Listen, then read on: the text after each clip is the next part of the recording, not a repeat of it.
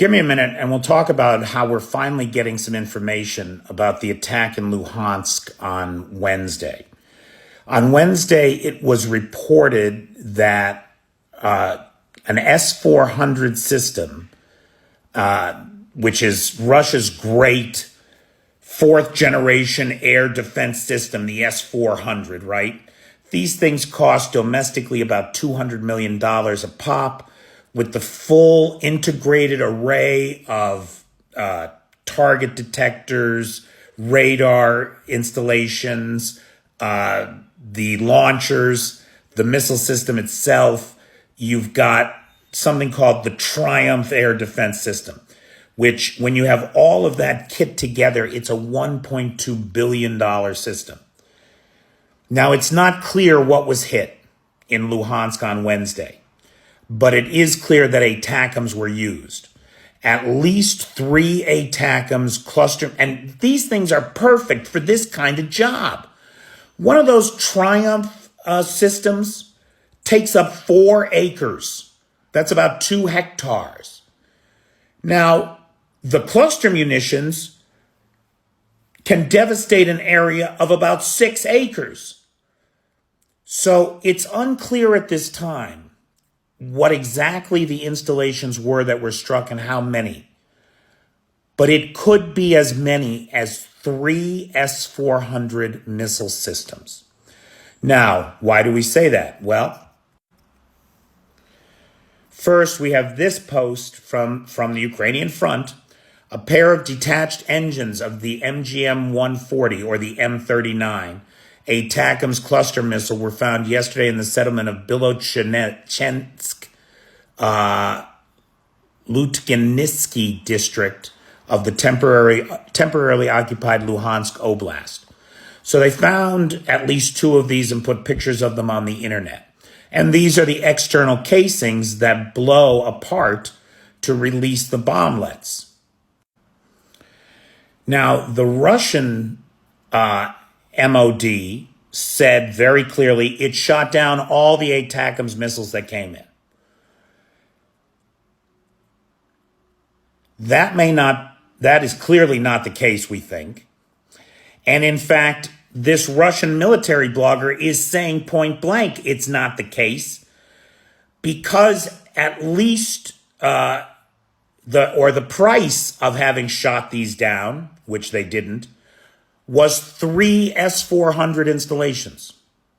3 S-400s.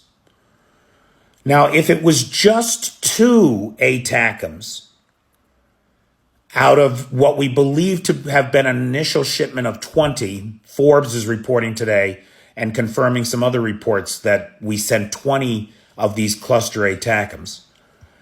If just 2 were used, then these missile emplacements that take up 4 acres apiece would have all had to have been together someplace. So either they used more ATACMS or these things were maybe in a packed supply yard waiting to be deployed. They weren't actually deployed. It's not clear. It's not clear. And the Ukrainians are not taking credit for having destroyed 3 S-400s. They're saying likely 2. This is what the Russians are saying. So it's unclear how devastating this attack was. But what's important to recognize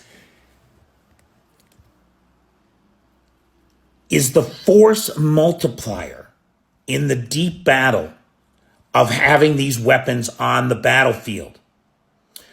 The fact that these second-generation missiles that the U.S. cleaned out the garage and gave to the Ukrainians that are 25, 26 years old are being used to destroy the missile defense systems, the 4th-generation Russian missile defense systems, should put an end to the Russian military-industrial export business for the foreseeable future, because they're worthless.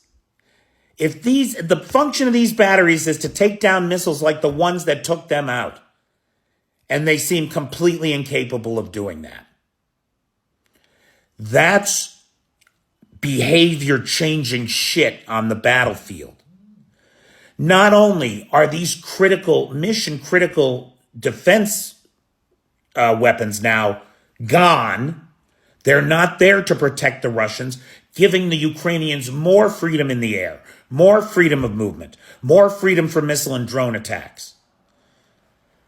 The ATACMS hits the other day on the air bases means that all the helicopters have to pull back to Russia. Now, instead of having 100 kilometers to go, they've got 300 kilometers for every sortie to the front line. That makes life hard. That makes life very hard. Everywhere we see the Ukrainians outthinking and outfighting the Russians, driving them back. And the ATACMS are going to help them do that. And this is why they've been asking for them for so long, and it is a sin that it has taken so long to get them to them. But now we see them putting them to the best possible use on the battlefield. Really well done, Ukraine.